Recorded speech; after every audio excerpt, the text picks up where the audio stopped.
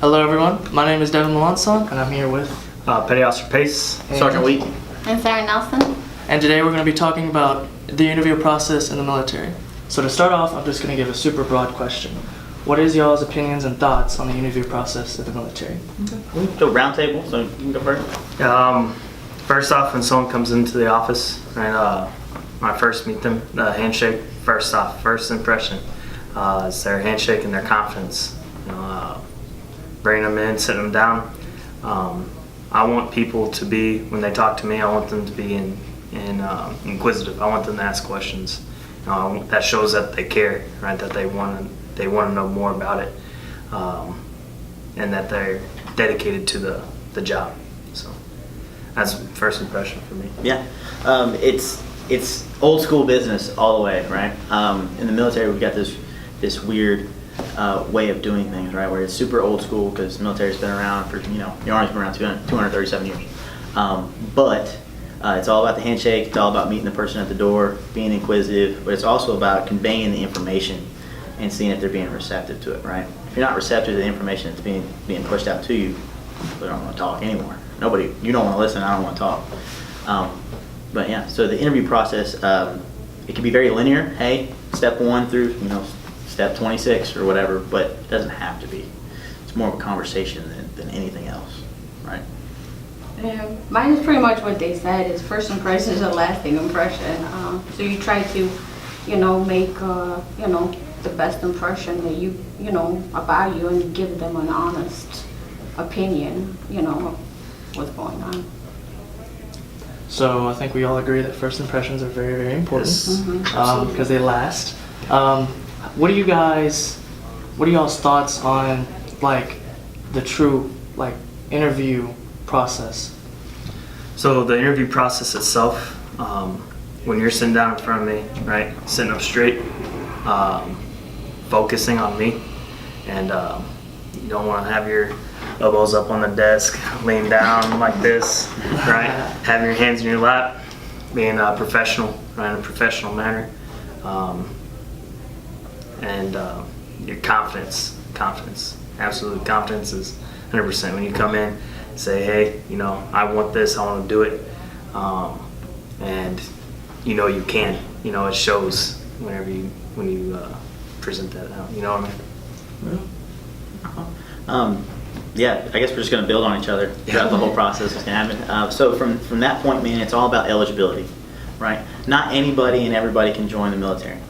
Only 3 in 10 people in the state of Kentucky are even medically qualified for military service, right? And of those 3 out of 10, only 1 out of 10 have ever even thought about it, right? Everybody always thinks that the military is a back burner thing. Oh, plan A, B, C, D, all the way to Z don't work, I'll join the military. Well, man, it might be too late and you might not even be qualified, right? So it's all about finding out if you are qualified for military service. And that happens in 3 areas, right? You have your aptitude, which is your ASVAB test. We all have unofficial tests that you can take at the office to see where you would be if you don't know your ASVAB score. Then it's medical qualifications, right? Any broken bones, surgeries, all that good stuff, medications, we talk about all of that, right? So be prepared to talk about it. And then you have moral, which is any interaction with law enforcement or the court system. And once that is established and that you are a good candidate for the military, then we start talking about more in depth the incentives, the benefits, how the Army or the Navy works, the Marine Corps, the guys that aren't here. It doesn't matter. We're all doing the same job. We're trying to find the next generation of people that are going to take my place, right? I am entrusted with finding an all-volunteer Army, and that's what we have to do, and he has to do that for the Navy. And if we can't do that, well, then what happens? Well, the draft comes back, and nobody wants that. So I've got to be good at my job, you've got to be eligible, and we got to be good to go, right? Good answer. The interview is how, when I sit down with people, it's how bad they want something. They gotta want it. If they're sitting there talking with slouching in their chairs and not, putting in any effort into the interview, then you're not gonna go anywhere with the attitude. Attitude portrays everything. So the way you carry yourself is everything. Dennis, so I got a question for you. How do you feel enlistment into the military will benefit you?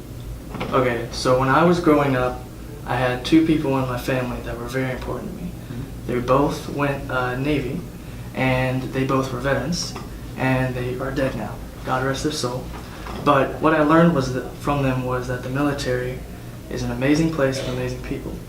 Now that's a cliche answer, and everybody's going to say that, but I've always wanted to help my nation. I've always wanted to help people. And when I get a part of a group like that, like I'm in ROTC, and when I'm in a family of people, when they're my second family, and they're all random people, but I can get with them and get to know them, that's what makes the military worth it for me. Sure, I get to help my nation and I get to protect it and all that, but for me, the family and the bonds I make and the people I meet from all this massive group of people that come together for a common cause, that's what makes the military worth it to me. The helping my nation is a benefit, the saving people's lives is a benefit, but at the end of the day, it's all about meeting random people and making a family out of nothing. That is why I want to join the military. Yeah, I always have a saying that you don't make friends in the military. You make brothers and sisters, and that's what you do. So that's an awesome reason. Thank you. Yeah, man, I got goosebumps. I know, right? That's pretty sweet. That was very awesome. I started off rocky, but I found my thoughts. No, you didn't. Look, it was eye contact. It was Yeah. looking through me. It was great. All right, Wow, so passion. yeah, and that's what we need in this world, man. Is more passion. But why should you be considered for enlistment into any branch of the military? Why do I want you on my team? Okay, so some of my skills and abilities is, of course, I've done ROTC. So right off the bat, I'm sort of at an advantage. Right. It's very useful for anybody watching. Maybe do it, maybe consider it. But to me, I've always had that family feeling, just like I told y'all. Right. I've always wanted to help people. And when I get to learn skills from these amazing people that came before me, just like Colonel Lucchese and Sergeant Fost, if you guys know any of them, that they are able to pass on those skills to me, the leadership, the ability to communicate to people, the ability to plan something out of thin air and the matter of time that we have. That to me is why I think I should be considered. Because I have the determination, because ROTC, I've committed everything I have to ROTC. I love it so much, and well, I'm almost out of high school. What am I going to do with all that passion that I still have? It's going to go in the military. That's where it's going to go. And that's why I think I should be considered for the military. Right on, man. Awesome. That was good. Yeah, that was Really good. Okay, so as a final question, why did you guys join the military? So, I joined the Navy because my grandpa was originally in the Navy, and tradition is huge in the military. I wanted to help people, and I wanted to be successful. And I feel like the Navy's done that for me. Really, our motto used to be "Accelerate Your Life," and I feel like that's exactly what it's done. I've been in 7 years and very successful so far, and I feel like it's really helped me, as far as bettering my life.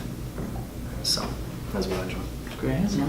I'm a local. I'm from Bardstown, man. Colonel Lucchese was my ROTC instructor, right? I graduated in 2006, and I realized very quickly that the world gets very big very fast, right? And like you, I was in ROTC. I did it all 4 years. I think I graduated with like 8 years worth of ROTC because I was taking 2 or 3 classes at one point in time, right?